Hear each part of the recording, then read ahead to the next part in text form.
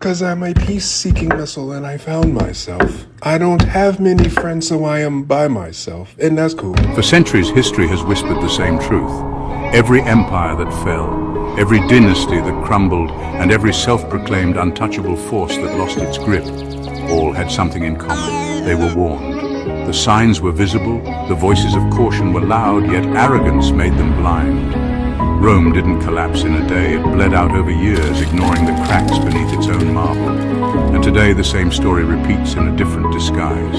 Chosen ones, you know exactly what's happening right now. They laughed when you spoke, rolled their eyes when you pointed to the shifting ground beneath their feet.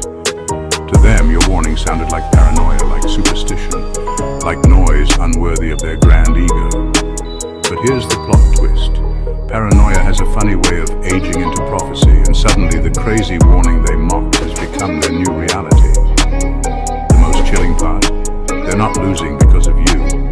They're losing because they refuse to listen to the evidence, to the truth, to the writing on the wall. Control isn't lost in explosions. It's lost in silence, in small, overlooked details, in that one overconfident smirk before the storm breaks. And now their grip is slipping like water through clenched fists. So buckle up, because what's unraveling before your very eyes isn't random, it's not coincidence. It's the exact outcome you predicted long before they saw it coming. And honestly, watching people drown in the very waters they claimed they could walk on, well, let's just say irony has never been more entertaining. Number one, they ignored your warnings because they mistook silence for weakness. That's always how it begins.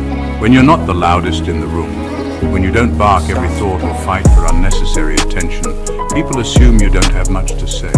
They confuse restraint with emptiness and composure with lack of knowledge. So when you spoke up and warned them, they didn't hear a voice of reason, they heard background noise. They thought they were too clever, too established, too far ahead to take you seriously.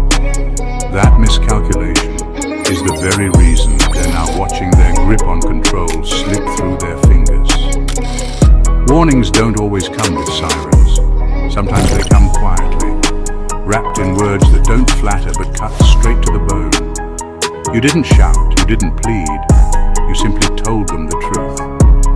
And because they had grown so addicted to being flattered and praised, anything that didn't massage their ego sounded like weakness to them.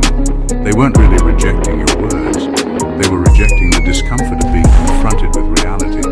It's strange how people will label the messenger as fragile just to avoid facing the message itself.